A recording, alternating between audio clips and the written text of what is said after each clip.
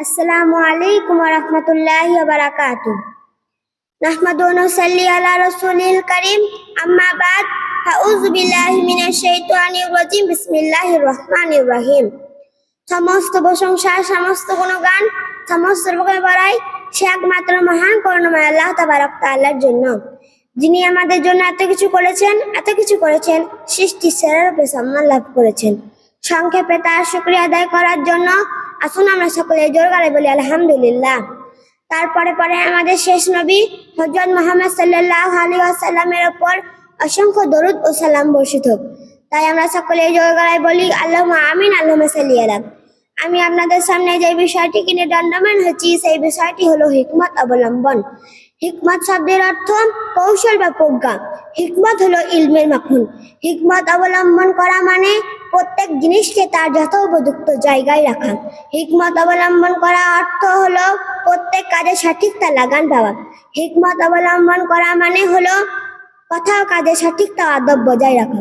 কেউ যদি নিজের 7 বছরের ছেলেকে নামাজের জন্য মারে তাহলে সে হাকিম প্রজ্ঞাবান নয়, কারণ নামাজ না পড়লে তাকে 10 বছর বয়সে মারার হুকুম আছে।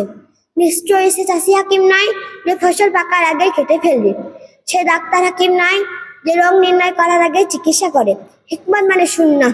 হিকমত অবলম্বন করা মানে কথা ও কাজে সুন্নাহ অবলম্বন করা।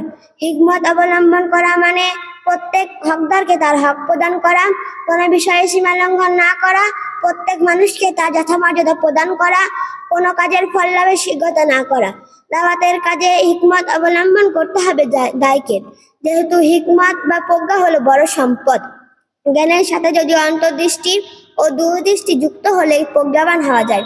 সত্য পক্ষে যার হিকমত আছে সে অনেক কর্ণের অধিকারী। মহান আল্লাহ বলেছেন, তিনি যাকে ইচ্ছা তাকে প্রজ্ঞা দান করেন, আর যাকে প্রজ্ঞা দান করা হয় তাকে নিশ্চয়ই প্রবোধ কর্ণের দান করা হয়। বস্তুস্থ শুধু জ্ঞানীরাই উপদেশ গ্রহণ করে থাকে।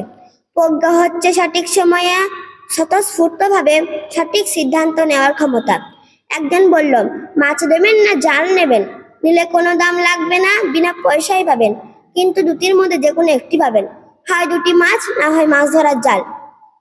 আপনি প্রজ্ঞাবান বা হাকিম হলে নিশ্চয় জালটাই নিতেন, কারণ মাছ 1 বা 2 দিনে রেঁধে খেয়ে শেষ করে দেবেন এবং জালটা থাকলে বৈধ বাণীতে বারবার মাছ ধরে খেতে পাবেন। একজন বলল, চিনি খাওয়া ভালো না খাওয়া ভালো? আপনি পরবর্তীকার মাথায় রেখে বলবেন চিনি খাওয়া ভালো, আর স্বার্থপর হলে বলবেন চিনি খাওয়া ভালো। এক রাজা স্বপ্নে দেখলো তার বাগানের গাছগুলি সব ঝরে পড়ে নষ্ট হয়ে গেছে। একজন আলেমকে জিজ্ঞাসা করলো তার ব্যক্তিত্ব। সে তখন বলল, আপনার আত্মীয়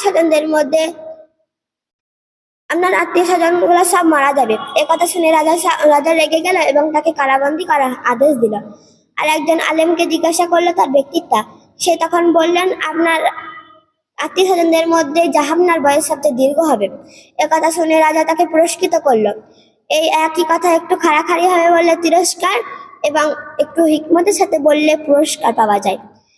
তাই আমি পরিশেষে আল্লাহর কাছে দোয়া করি, হে আল্লাহ, তুমি আমাদের সকলকে হিকমত অবলম্বন করা এবং হিকমতের সাথে কথা বলার তৌফিক দান করুন।